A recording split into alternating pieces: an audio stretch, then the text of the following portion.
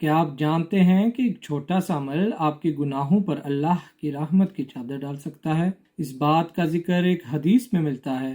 رسول کریم صلی اللہ علیہ وسلم نے ایک مرتبہ فرمایا، جو شخص کسی مجلس سے اٹھتے وقت یہ چند کلمات 3 بار پڑھ لے تو اللہ تعالیٰ ان کے طفیل اس کے وہ گناہ جو اس نے وہاں کیے ہوں گے ان کو ڈھانک دے گا، اور اگر وہ مجلس ذکر الہی یا خیر کی ہو تو ان کے ساتھ اس پر مہر کر دی جائے گی، یعنی وہ نیکی محفوظ کر دی جائے گی۔ وہ الفاظ کیا ہیں؟ سبحانک اللہم و بحمدک لا الہ الا انت استغفرک و اتوب الیک۔